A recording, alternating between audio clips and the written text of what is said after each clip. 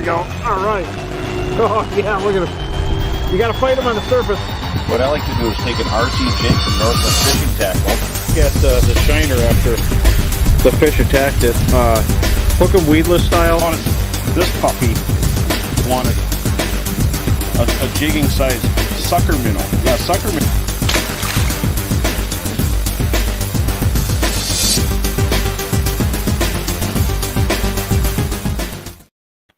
Hey everybody, thanks for joining us. It's good to see everybody coming back to watch the Bro Road Show. We're here to help you figure out how to catch walleyes. And we got to do it fast because opener is coming up this next weekend. So be prepared. And with these heavy winds, the lakes are advancing so fast and opening up. I think we would have had ice through the opener if not for that. And so I hope you're all ready. But we want to bring you some tips and tricks and say hi to everybody from around the Midwest. And we got some really, really good stuff coming up tonight. We got Artie Arndt from Ortonville. He's on Big Stone Lake, the border waters of Minnesota, South Dakota, which is open right now. Everybody, good to see you, Nathan, Randy. And before that, we're definitely going to have Visit Bemidji's coming on tonight, and to make sure Brady's showing up in person. So it's going to be really good. But I want to thank Chesterburg Toyota. Chesterburg Toyota is better than any dealership I've ever been to. Super nice people. Stop in, check out their cars, check out their service department. Beautiful showroom. Just a really cool place, and they make you feel at home, and they always have hot coffee on, and they're ready for you. Love that place. And they're also going to be doing a giveaway for kids on their Facebook site. So watch that. At Chesterburg Toyota, kids giveaway, you got to check it out. It's super cool. And if you're in the area, just stop by and say hi. And then also Bemidji Sports Center. If you want to get muddy, you want to get back in the woods, you need a side-by-side four-wheeler. We'll even say jet skis. You know, there's fishing ones. But stop in at Bemidji Sports Center, and they're going to show you some tricked out rigs. So tell them hi from Bro. Make sure to stop in and talk to Brandon and see what's going on. And everybody right now, we're going to bring him on a little bit, but Visit Bemidji's in the house and just waiting. But I'm going to bring on my co-host, Sam Larsen, the co-hostess with the mostest. How you doing, sir? Good. How are you, bro? Good. And that wind is doing some justice for us, isn't it? I think it's been a big help. It's going to get us where we need to be in a couple of weeks here. So absolutely. Yes. We got plenty of Northland jigs. So everybody coming up, get them when you can, especially, tungsten, MVP, all that stuff's going to be fantastic. And grab some bait, and there's plenty of places to stop at. And if you're in the Bemidji area, we'll talk about that in a little bit. But it's good to see that open water and everything all these lakes that probably would have had ice kind of blew open in the last 3 days. And the big waters have big sheets floating around, which, is going to it's funny because we can't wait to get on the ice. We can't wait to get off the ice. So it's kind of hilarious. That wind did some work this weekend, and all the little waters are broken up, and big waters got some ice floating around yet, but we'll definitely be there. So absolutely. Yeah. So Sam, before we get too carried away here, I want to bring on Brady from Visit Bemidji. We've been talking about Visit Bemidji, the one-stop place to find out about Bemidji. How's Brady doing tonight? Oh, I'm doing great, bro, and it's great to see you, Sam. This is a lot of fun, so thanks for having me on, guys. Yeah, thanks for coming on. Hey, before we get into the Visit Bemidji stuff, though, yes, I got to do something real quick. So on Visit Bemidji's part of this, we have a giveaway tonight. So we got the big Bro Road Show giveaway.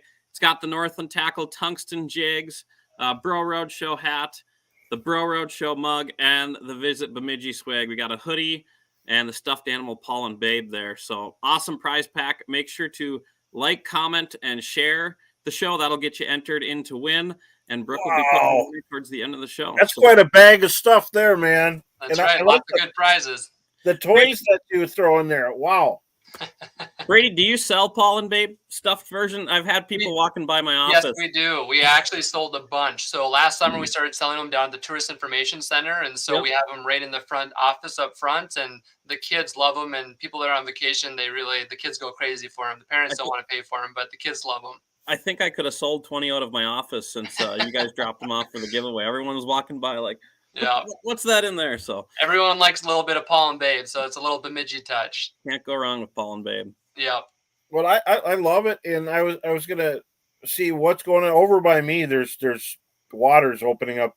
There's still some little lakes. We must have had more ice on some of these lakes than I thought, because those are still holding on. But we would have had ice on opener without this wind. I guarantee it. But this wind is just keep on blowing, right?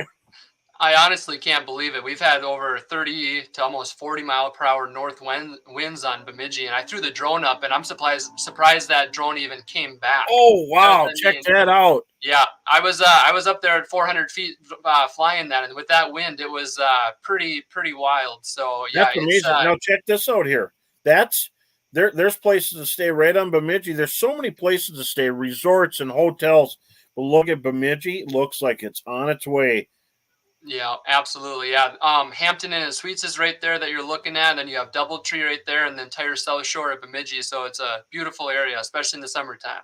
So wow, that's really cool. Like plate tectonics, but on the ice. Yeah, and you wouldn't believe, bro, how fast the ice is truly changing, because I took a photo about 2 days ago, and now it's completely changed. And so, I mean, that north wind is doing some damage. And last year we had some crazy south wind that really pushed it up by Rutgers. And this year now it's coming down the other way. So it's kind of cool to get some cool photos there.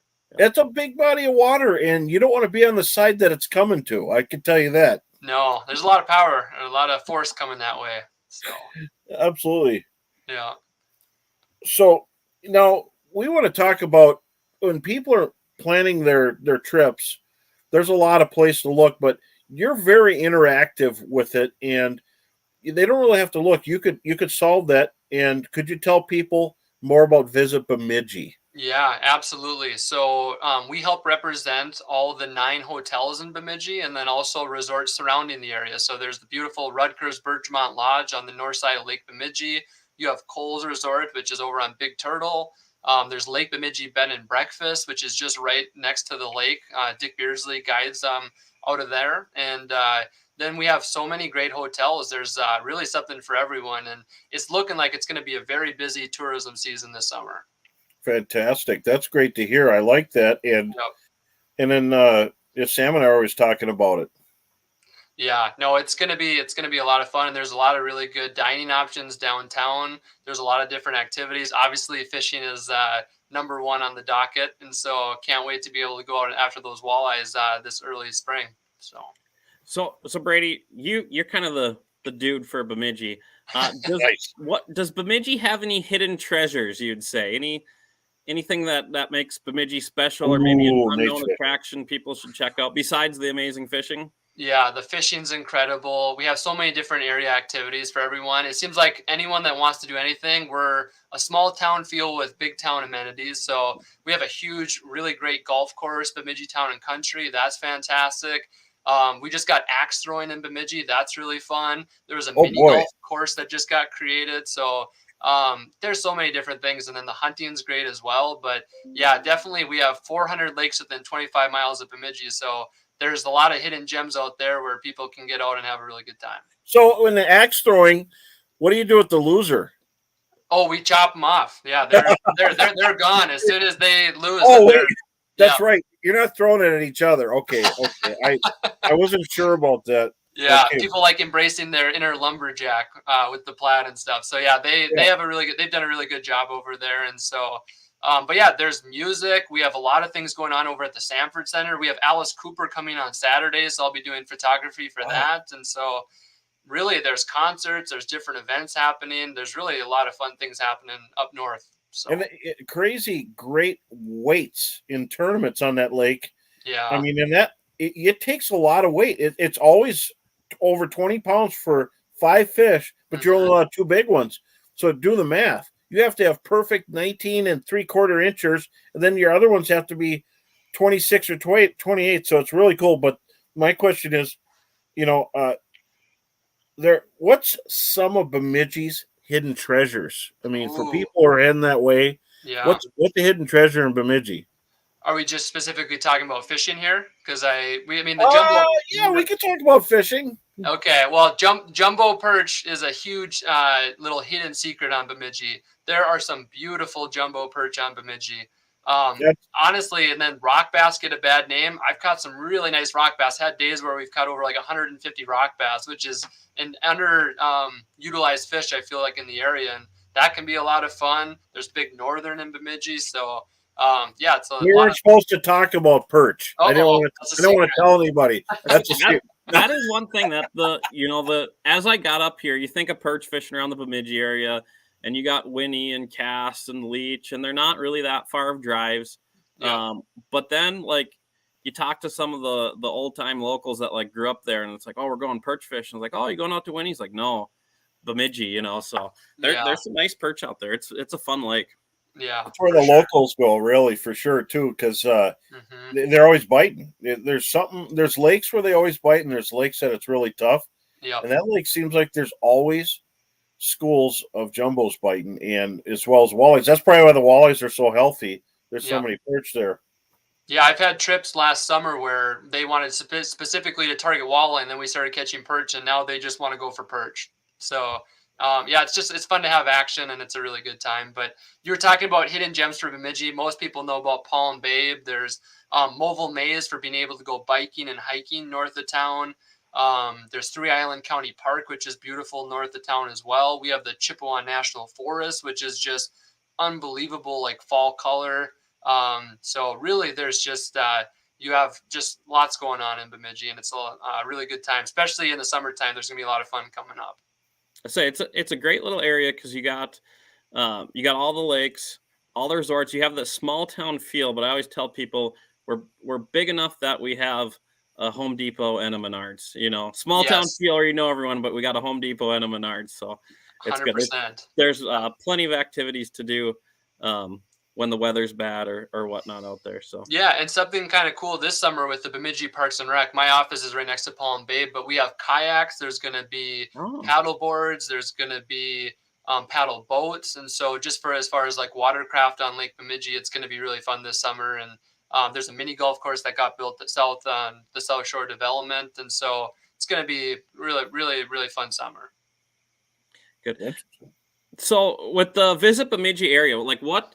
How far does that stretch out? Are you guys stretching into kind of like the Cass Lake, Bagley area? Like, what do you consider your area there?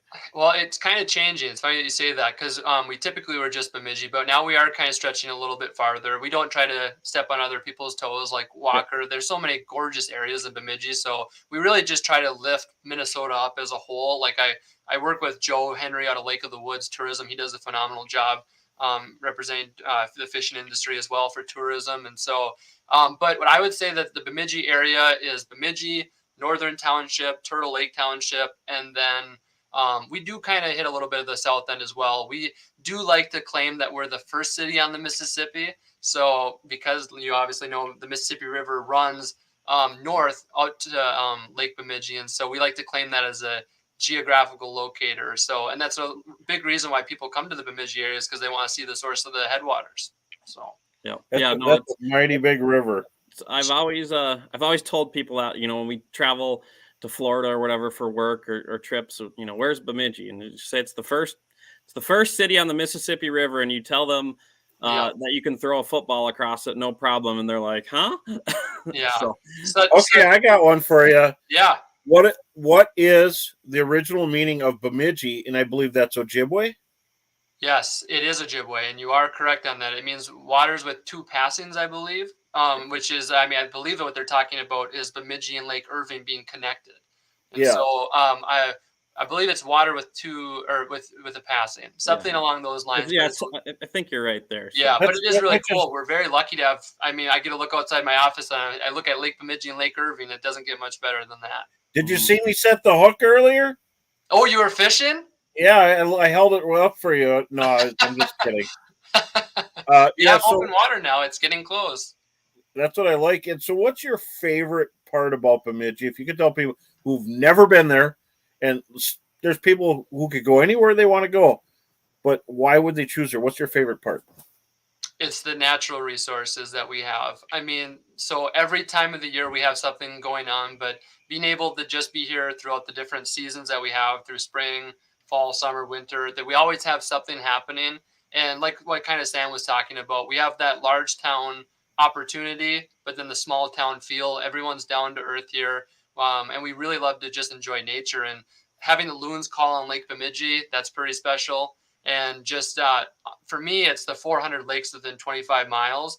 It's hard to beat that. And so being able to, and there's so many different areas that don't get pressured. And so when I used to live in Minneapolis, it was really hard to find some lakes sometimes. And I come up here and I just feel incredibly blessed to be able to be up here. And the fishing's incredible. The people are very nice. And there's usually something fun to be able to do. And we have Well, that's great food options. fantastic, and we love it, and we love having you on the show. And we got to go to Ortonville now, but 100%. we are so thankful to have you as a sponsor. And Brady, you have a great opener, and people are going to be checking in on you. So remember, visit Bemidji. This guy's going to take care of you. So thanks for coming out tonight. And Sam, we'll see you later. And Sam, before we bring on Artie, Yep. what do we have to give away tonight? Reminder about the prize pack. So we got a bunch of the new Northland Tackle tungsten jigs. There's a few of the Mimic jigs mixed in there as well. Those are brand new Gamakatsu hooks in those Mimic jigs. We got the Bro Roadshow mug, the Bro Roadshow hat, and the swag from Visit Bemidji, Paul and Babe, in the stuffed animal form. They're small, not the life-size Paul and Babe, so they'll be able to fit in your house. So make sure to like, share, and comment your questions, and we will be giving that prize pack away to a winner at the end of the show here. Fantastic, great prizes, and it was really nice having Brady on. And he's also a guide. If nobody's available around there, or if you're looking for someone in that area, talk to Brady. Visit Bemidji, and he also does that, so he's going to know what's going on. So, without any further ado, we're going to bring on tournament fisherman, a bait shop owner, Econo Lodge owner, the hub of Ortonville and Big Stone Lake, our border water to South Dakota, Artie Arndt. Come on out. Hey guys, how you doing? I like that introduction. That was pretty good, bro. You remembered it all. You even pronounced my name right this time. Well, yeah, here's the thing. I remember fishing in a tournament with you. You did really good, and you were just one rock pile over from me, and I wouldn't have known, but my partner did. And then now we talk all the time. Truth be told, I was 4 rock piles over. There's 2 there you didn't know about. Well, yeah, probably was. And when you're a visitor, you're not going to have that local intel. So it's fantastic. And, I've been wondering, and I've been following the feed. The flooding was absolutely horrible, and then you had ice on top of it. Are things starting to settle down in Ortonville, Big Stone Lake? Yeah, April wasn't a fun month at all out here. We were all ready for spring, and spring wasn't happening. But no, I see the question on there too. Ice is off on Big Stone, and water levels are back down. It's kind of funny when you talk about flooding. It's different in every area. Red Wing, those guys are going up like 14 feet, But for Big Stone, I think we ended up 4.5 feet above normal, which for Big Stone, that's water into crawl spaces, basements, up to buildings. It is, 4.5 feet's a lot for us. So it's pretty level. It's in a valley. Excited about. Yeah, that's really. It is. It is. So, it is. You guys, we had one of the low line. Mm-hmm. Do you guys see flooding very often out there? Or is it once in a few years or? It's happening a little too often now. When the first one happened in '97, that was like the 100-year flood, and now it seems like every 5 years we keep having 100-year flood. So we've got some rerouting of water that needs to happen out here in Big Stone.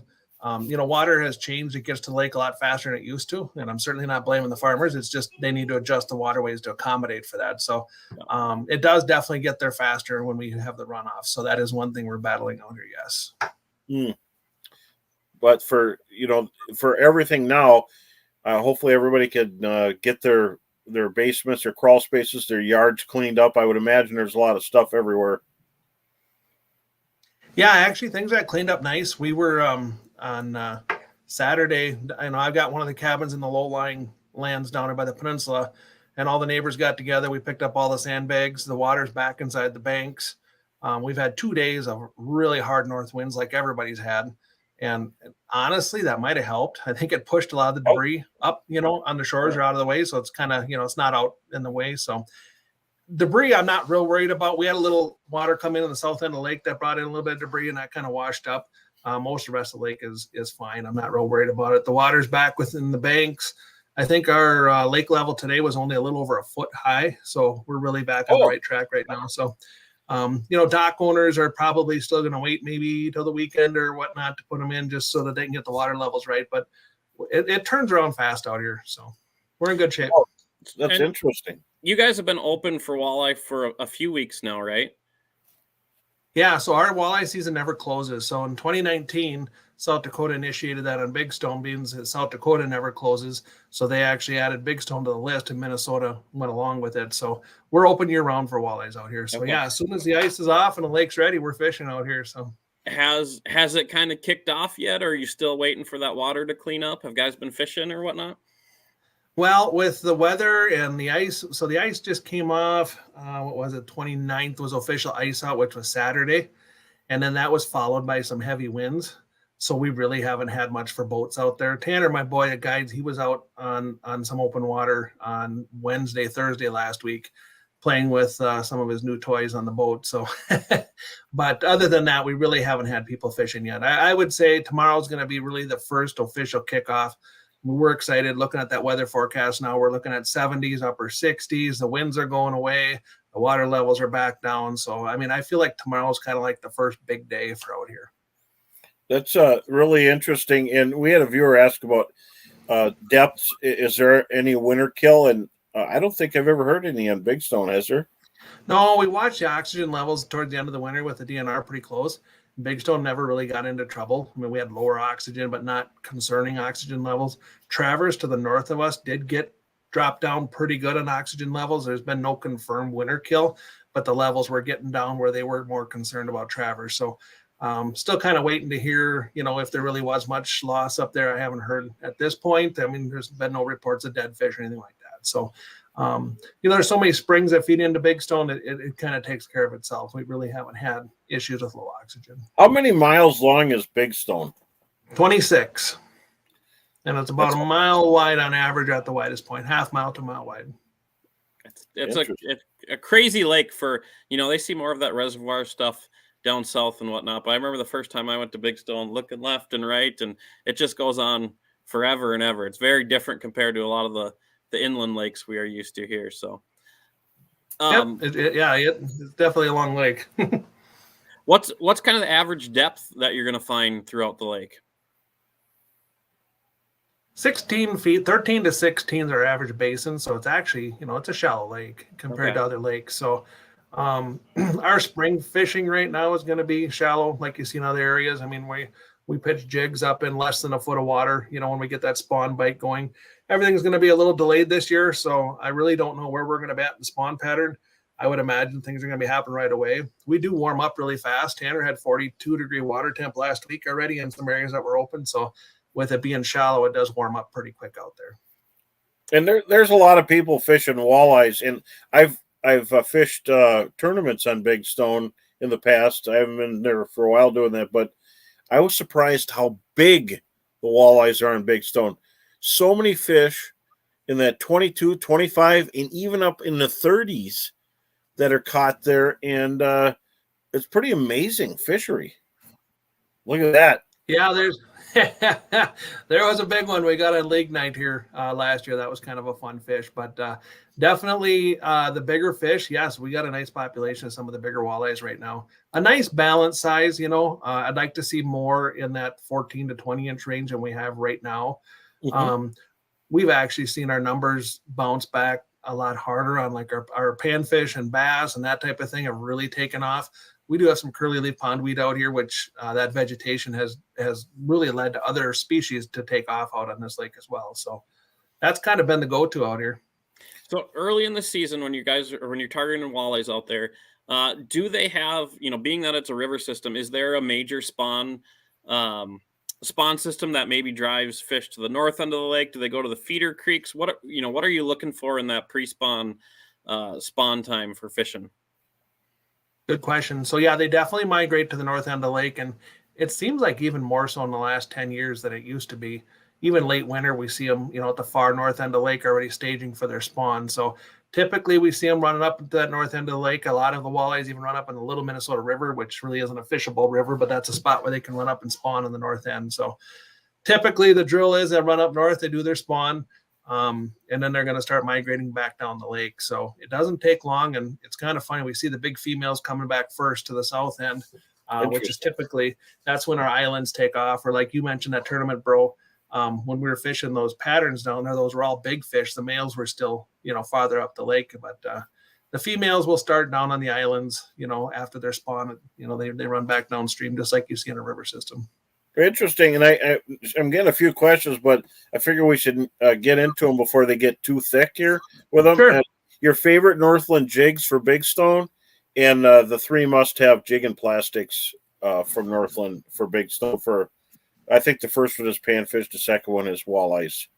Yeah, for jigs and bluegills, I don't know what my favorite. I've been using. I gotta be honest. I'm an old school. I'm a fireball guy. The parakeet fireball for the walleyes, jig and a minnow is my go-to.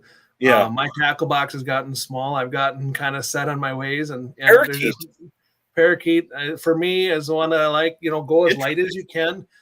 That's the biggest thing that I want to encourage people when they're fishing these walleyes is finesse fishing. Medium light rods. We're looking, 4-pound line, and try to go to a 16th ounce jig if you can. If it's not too windy, if you have to go to an 1/8, do it. But that's part of that fishing real shallow and uptight to shore. I mean, it's a real light jig, light line, finesse type fishing. Well, and you just answered like a whole bunch of questions all at once. Medium light. I want to touch on medium light for one of the questions and everything. But the only thing I could say for the bluegill part is when I was there, I was supposed to be pre-fishing walleyes, and I had firefly jigs from Northland on with a waxworm and sometimes little leeches that you had there. Mm-hmm. And I probably should have had something else on, but I was catching big bluegills and having a ball. And so what's the water clarity on Big Stone? Last week we saw a foot. Of course, we've had that hurricane winds that just came through. So Tanner and I will be on the water tomorrow to kind of get another report. We'll get something updated on that. But it was about a foot last week. So it'd probably about the same, I'd imagine. That's awesome. I want to circle back a little bit. We were talking about plastics, or someone had a question about plastics. I feel like, and I really haven't done it much myself out there, but plastics on Big Stone is just something that keeps on getting brought up and up. It must have a really good plastics bite. When, is there a certain water temp that bite starts to turn on, or what's the deal with plastics on Big Stone? Because everyone's talking about it. Well, first of all, I got to do full disclosure here. A bait shop that sells minnows is always going to talk you into minnows before plastics. Where? I got to be honest there. I'm not a huge plastics guy, but plastics work well on Big Stone. I won't deny it. The old school go-to, probably my favorite one to sell in the bait shop is the Northland Mimic Minnow. It's the easiest bait in the world to fish. I don't care if you're 5 years old, 80 years old. You throw a Mimic Minnow out, pull it back, you're going to catch fish out of Big Stone. It's pretty tough to compete with that. Yeah, they're awesome. That's an awesome bait out here. Here's a smelt minnow. Would you go with a paddle tail in this, or do you like that fluke style for Big Stone? I love the fluke style, the split tail like that myself. Kind of depends too. I mean, I'd probably be throwing that more in a little bit deeper water, maybe that 5, 6 or deeper. Paddle tails are going to stay afloat a little bit easier in that shallower water rather than falling down in rocks right away. There's a lot of ways to go. One thing I will say, we've had this luck with our tournaments too, is if that water is dirtier, I will concede that the jig and a minnow is not going to probably be as much a go-to bait, where when you start getting into your plastics, white plastics, I would say is definitely going to be a go-to in that dirty water. So that's one thing to consider if you're going to be throwing plastics. Interesting. Okay, Now back to that. How about minnows? What kind of minnows are you guys using out there? Do you have the shiner stuff like we have up north, or is it a different mix of varieties? So first off, spot tail shiners are natural in Big Stone. We do trap them and sell them. We do sell some in the shop. It's not a big thing, even though it is our natural bait. Fathead minnows. Actually, the Ortonville Big Stone Lake area, for those that don't know, we are straight west of Minneapolis, about 3 hours right on the South Dakota border. So that kind of gives you an idea statewide where we're at. We're halfway between Fargo and Sioux Falls, to give people an idea. But our region is actually the #1 trapping in the state for fathead minnows. And so that's still gonna be our go-to when you ask about a minnows. Is still pretty much the fathead minnows. Did the minnow pond survive this winter there? Some didn't, some did. That is a question. I seen somebody ask that question too. I do want to say that we are in good shape with minnows. I mean, I think I got 30 gallons coming in, and actually we just got a shipment in today of some jumbo fatheads, which is very hard to get this time of year. Guys like the big fatheads when you're pitching a jig and a minnow. So we did just get a shipment of those in. So we're sitting pretty good, but a lot of the ponds did die, but they will recover fast. But I mean, statewide, you are going to see, less minnows and possibly a little higher price on the minnows because there is a shortage, of course. So that is a real thing right now. Fortunately, we don't have that concern out here. We got nailed up here, and I talked to a trapper today and some people around the area, and it's going to be interesting. Spot tails, when they start coming in, they're going to be plentiful, but that's a shorter window. But right now, they're working on a bill to import shiners from out of state. And are you familiar with that? That it's already halfway there. It's just got to pass one more vote. A little bit. Yep. Nope. I've seen that as well. So we'll see. Other than that, you got to start exporting some shiners up to the Bemidji area, because if you got them, man, they're gold come those first 2 weeks up there. They love spot tails. And actually we do. We have some bait dealers that we sell directly to that do get up in that part of the neck of the woods. So a lot of our shiners do actually make it up there, because our shiners will run sooner here because we're farther south than you guys up north. So we end up with a lot of our shiners going. Sounds like a road trip, Sam. I know. Let's go. I'm thinking about those fatheads. There you go. Come on down. They work great everywhere, but and then the leeches start showing up, and then people will be thinking about those. But now, one thing, Big Stone is known as a perch factory in the winter, and you don't hear about it in the summer. But I heard Big Stone has monster sunfish and crappies, and can you? Am I right? You're letting the secret out now, aren't you? Well, I mean, at least I can blame you for telling everybody. But I don't keep them anyway, But no, we do right now. I'll start with the bluegills. We've got an amazing class of bluegills out here, and we do. I'll be honest. I always support everybody, with a license can catch and keep what they like and that type of thing. But some of these big bluegills, come out and enjoy them, but, take care of the resource and put them back if you can. If you want to put one on the wall, go for it, but selective harvest on those is appreciated out here. But we've got a ton of bluegills in that, honestly, over 10 inches, 10 to 11 inches. There's a lot of them in that size range. A lot of the 9.5s even. So, that's definitely fun. It's been fun for us too, with guiding and whatnot, where people, get their fish of a lifetime and their fish to put on the wall. It's fun to see that. And I certainly encourage that. That's a neat thing to do. So, yeah, that bluegill fisher, we were down there actually staying at your nice place on the water a number of years ago. And we were trying to do some walleye stuff before the season, get some content and whatnot. And then we're like, let's just cruise over to a little spot and try for some bluegills for a little bit. And I was kind of like, oh yeah, whatever. They're not like our Bemidji bluegills. And I was quickly surprised at the first few fish that came out of there. They were absolute tanks. So that was a lot of fun. But another really fun thing we did on that trip is the walleye bite was kind of tough. So we slid up shallow and we perch fished and caught a bunch of perch, had a big old fish fry. Is that something that happens a lot in the open water for you guys? I remember that trip when you guys came out here, and I was actually surprised because that spawn perch bite is a real hit and miss thing. So typically when anglers ask, I tell them, this isn't the time of year to come out here for perch, but you can get into a shallower perch bite, in that 5 foot of water. It's not as consistent, but when it goes like you guys saw it, it definitely can be good, or we even hear it off the docks. But then it typically, when you start getting into May, late May, early June, they kind of go into that little recession where there's not a lot of perch biting. And then by 4th of July into the fall again, it's usually pretty hot and heavy again. Wow, that's sounds like a really cool cool area, and there's viewers here that love it there, and it's good to hear. With perch, just like in our area, they do disappear and then they come back, and they feed on crayfish heavy in our area. In your area, is it shrimp, or do you have a lot of crayfish? Freshwater shrimp. Typically the freshwater shrimp. Yep. That's interesting. And the whole, what I've seen is there's weed beds that come almost up to the surface, and they go for miles up in the north end. That's probably pretty darn good for those bluegills and crappies. We did have a question. What depth would you target them? Which species was the question? Bluegills and crappies. Bluegills and crappies, we're going to be in that 3 to 6 foot of water right now in the typical early season stuff, so obviously as the water warms up, we'll see them slide back out deeper, but we're going to be working in that little bit shallower range right now. Artie, with a lake that is, you said 13 to 16 feet deep, come midsummer, do you have some really good multi-species opportunities where you'd be catching walleye, perch, and bluegills all off one weed bed? I don't know if I'd say all off one weed bed, but with just a little bit of moving around, you're going to find some. Yeah, the other thing we haven't talked about that's been a huge hit out here is our largemouth bass. Mm-hmm. We got some of the biggest baskets. There were some tournaments out here last year.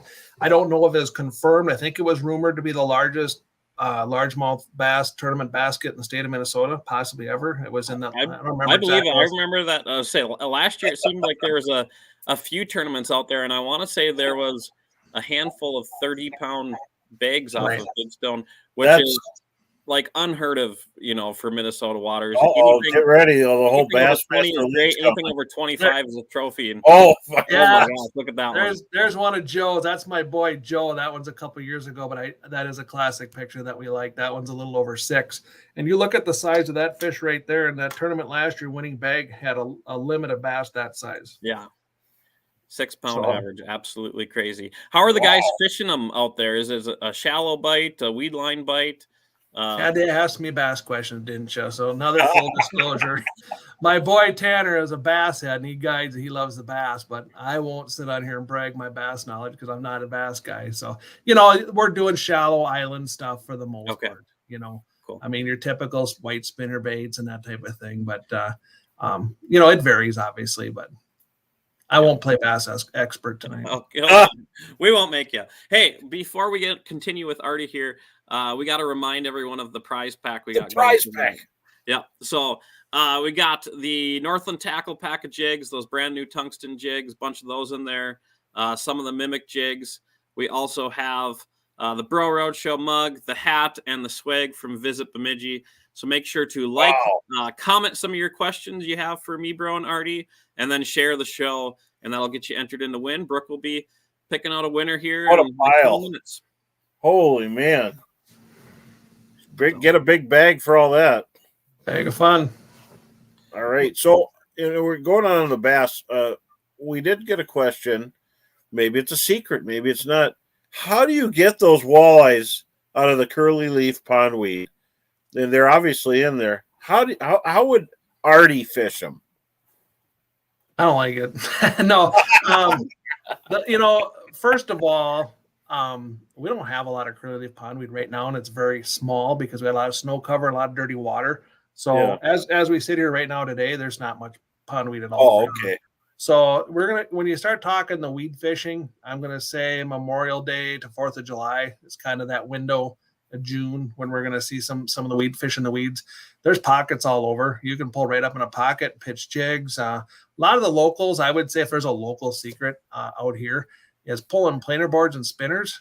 And one little trick that you'll see out here, you don't see everywhere, is we'll pull offshore planer boards, and then we'll put a bottom bouncer maybe only 3 feet behind the planer board, and then the spinner off of that. So we're actually using them to keep the baits up and staying up above, because those walleyes, that's one thing to understand when you're fishing those weeds. Everybody's trying to figure out how to get down in the weeds, and those walleyes are actually sitting up in the weeds, and they're even just right under the surface coming up to hit that stuff. So is that an area that you can throw, the really shallow pencil crankbaits over the weed tops too? Absolutely. That's very popular. Yeah. We move around looking for those pockets. So even though weed fishing can get frustrating sometimes, actually, when when you're fishing weed pockets, it's a little easier because it actually narrows the lake down for you a little bit. You're driving down the lake. Oh, here's a weed pocket. Take it off plane and start casting, or however you like to fish, get in there and do it. And that's basically what we do.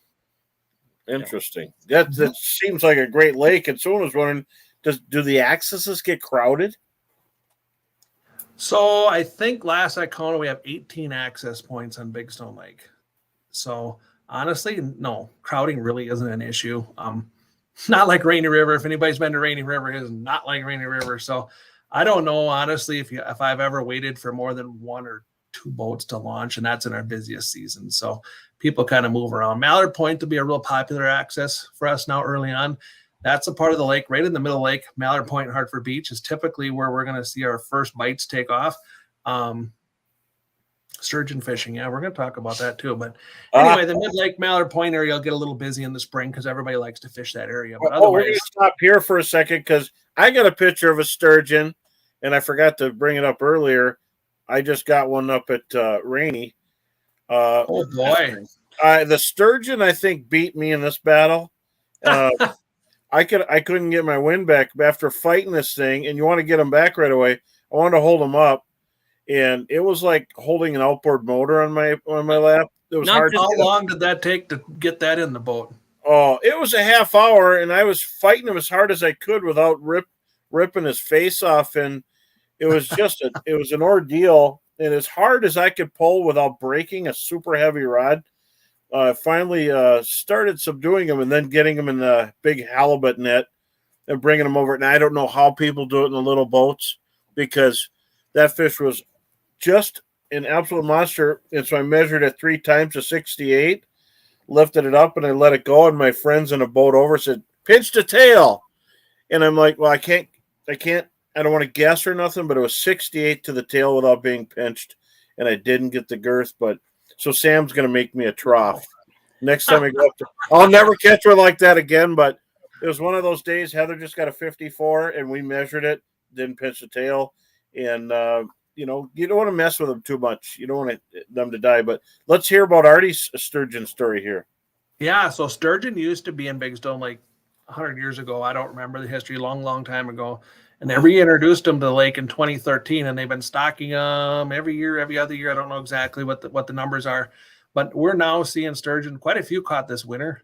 48, 49 inches. I don't know if I've heard one over 50 yet. As the sizes that they are, they grow so fast, because those are only 10-year-old fish tops, So unless people that's throwing the age chart out right there. It's throwing the age chart right out the door. Yeah. So, I mean, I don't know what does sturgeon live, 70, 80 years plus sometimes, Yeah. So it's kind of interesting though. So the sturgeon are catch and release, learn from the DNR friends here locally, sturgeon don't reproduce until age 17, 18. I mean, that's crazy.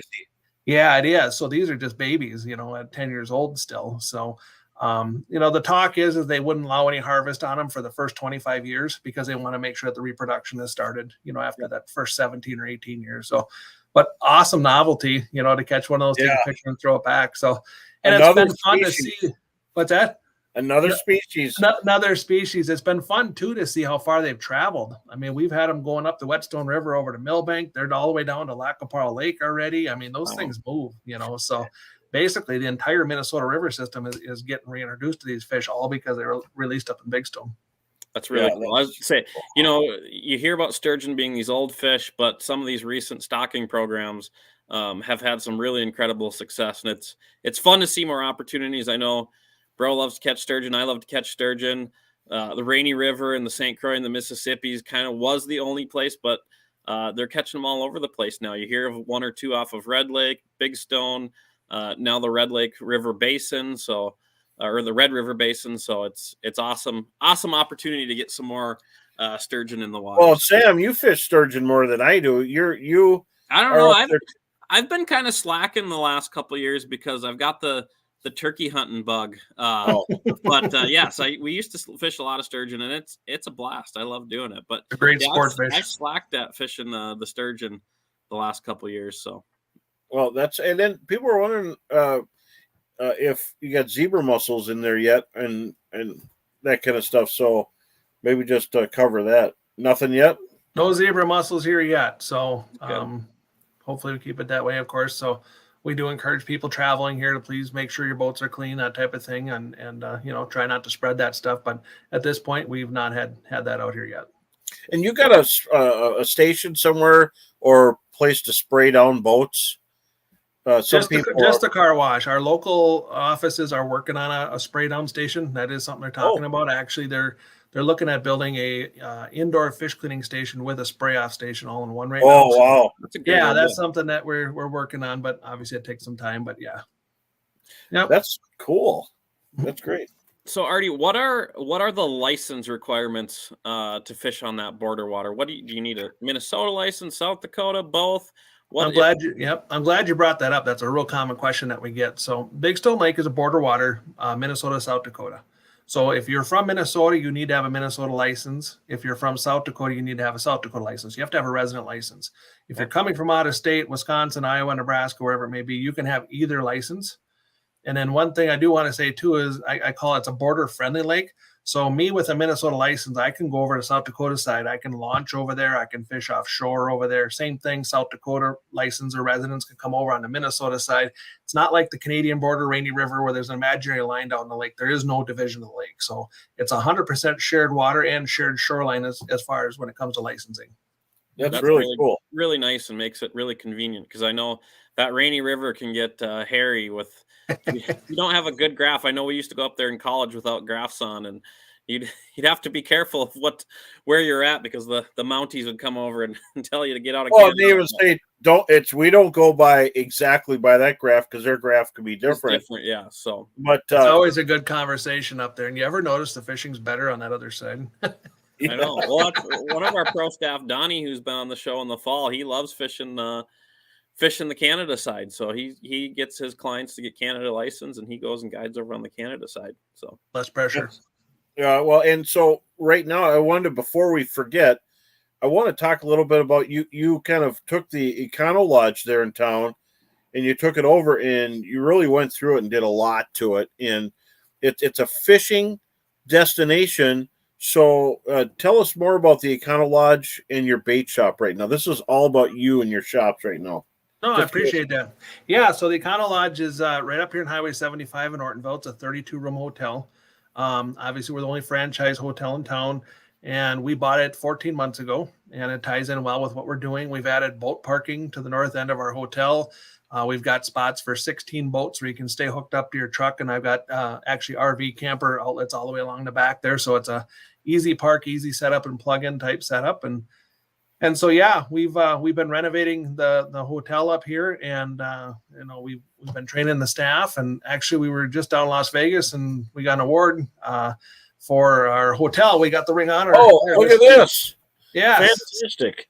So that was really exciting. So actually, that award is Ring of Honor for Choice Hotels, which is the top 1% in the world, and that's based on customer reviews. So we're really proud of wow. Congratulations on that. Thank you. That was exciting. So yeah, we've been busy up here at the hotel. Definitely, if you're coming, get your reservations in early. We do fill pretty fast in the summertime.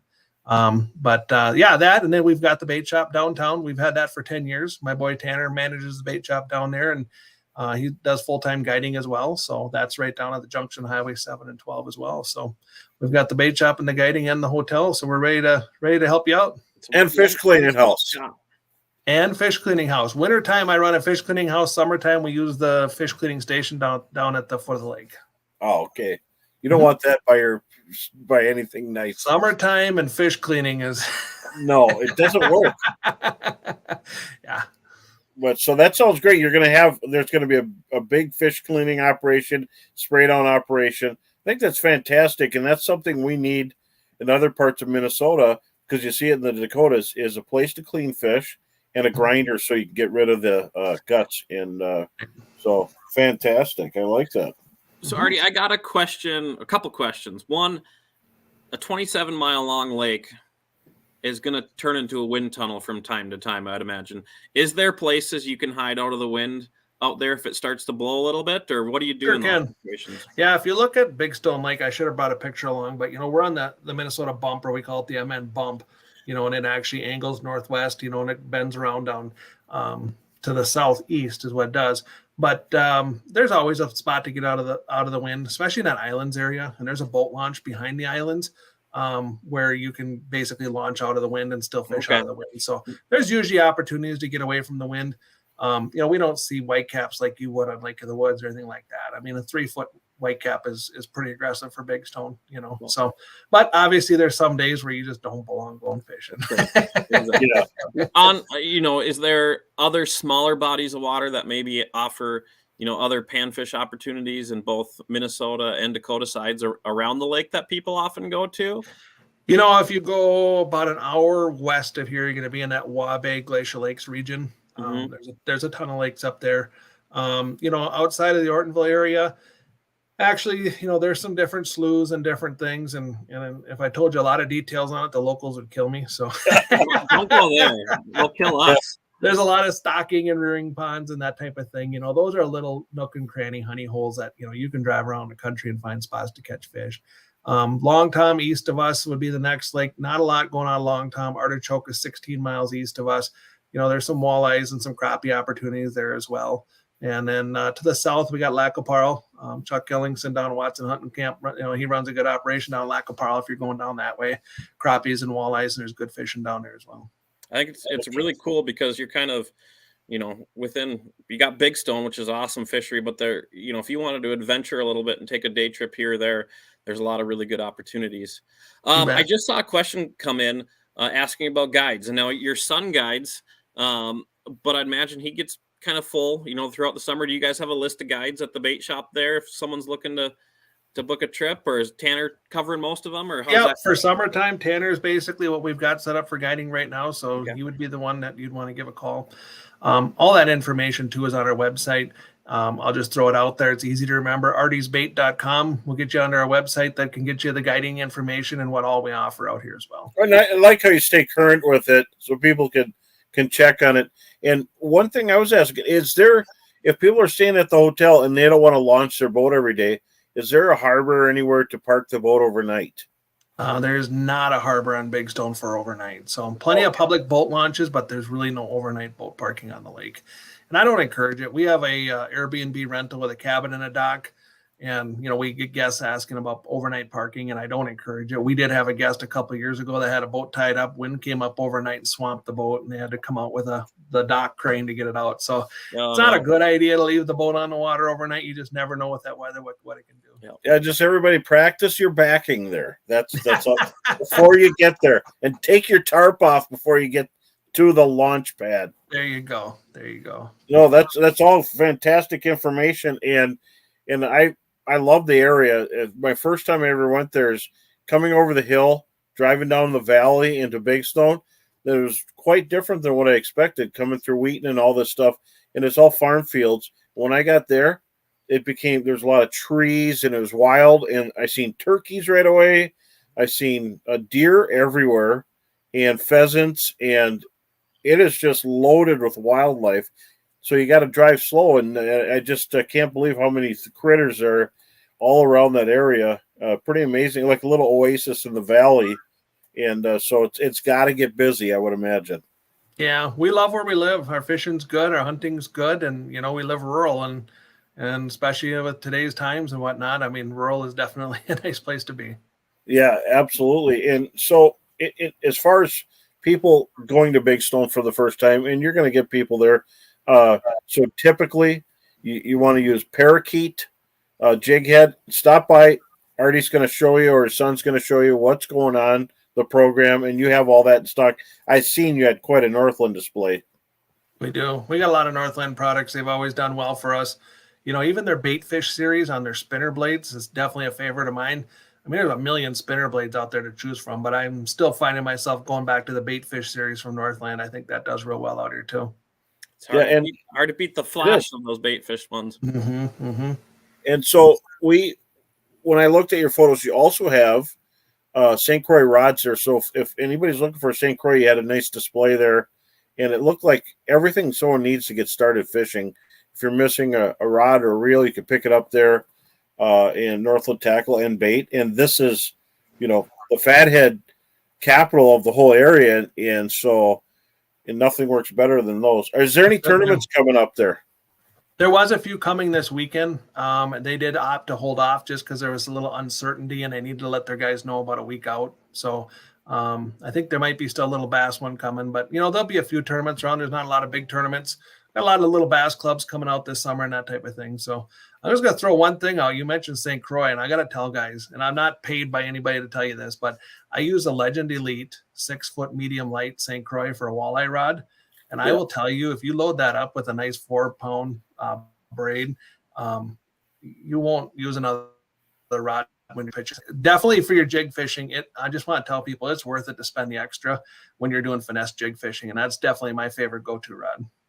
Well, when people get into rods, if they start talking about color, I just walk away because it has nothing to do with the performance of the rod.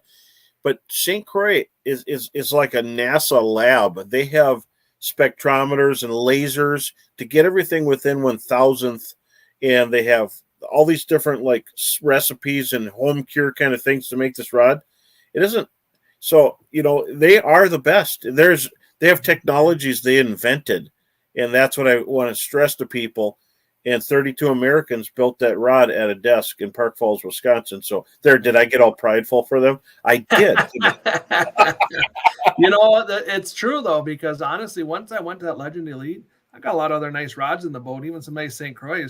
But I can't hardly go backwards after once you've used it. I mean, you just absolutely love it. So we love it. It seems like almost drug deals at the office, because a lot of the guys at the office are using St. Croix, and one of the Legend Elite shows up, and then there's another tube that comes in, and everyone, when they're coming around, they're like, "Oh, what'd you get? What'd you get?" So you got to be careful when you say that, Sam, because now aren't St. Croix legal in Minnesota?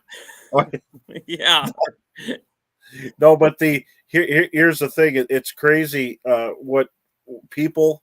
There's a cult following for St. Croix everywhere you go, but you got them right there, so they can come in and check it out, and it's a place where you get rigged like a pro, and everybody's going to be heading your way. So we're getting close to a giveaway here, and I appreciate having you on, Artie, and I'd like to get down there and fish if I can before the Minnesota opener, because I can't wait for Minnesota opener. I got to go to Artie's land down there, Artieville, because I'll tell you what, we finally have some beautiful weather in the forecast. I mean, we've been so sick of this weather in April, and the 2-week forecast I see right now looks really good. I don't see a lot of high winds. I see a lot of 70-degree or close to it temperatures.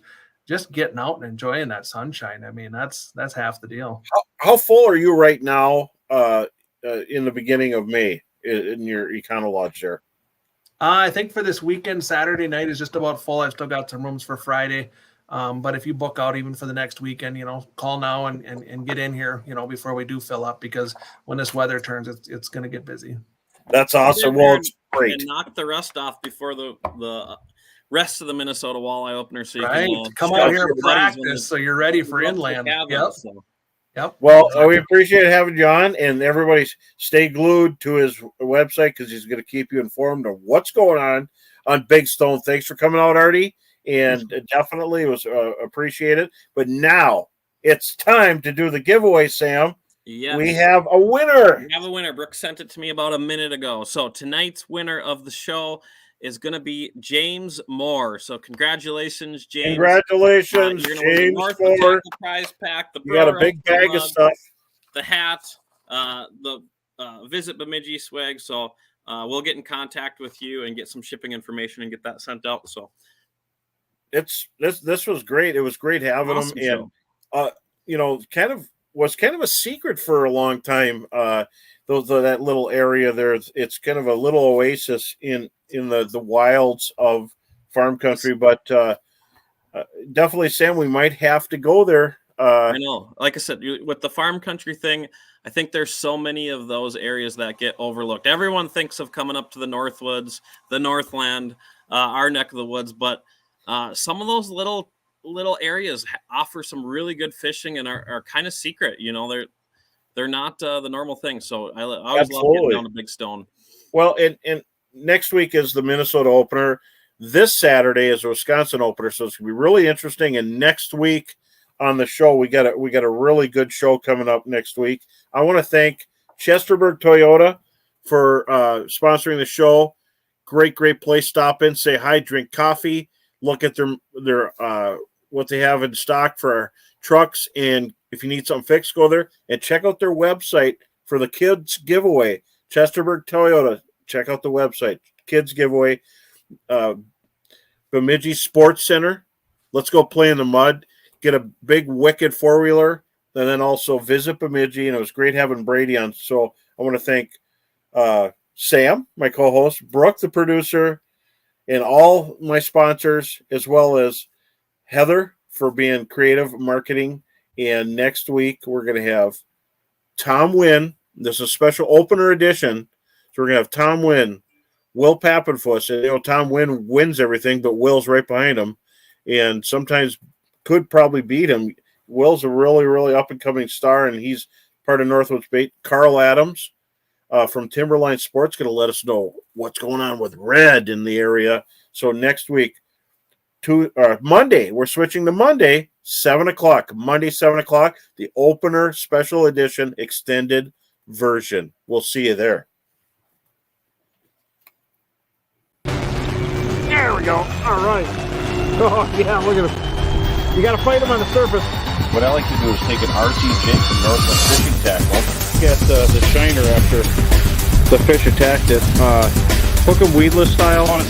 This puppy wanted a jigging size sucker minnow. Yeah, sucker minnow.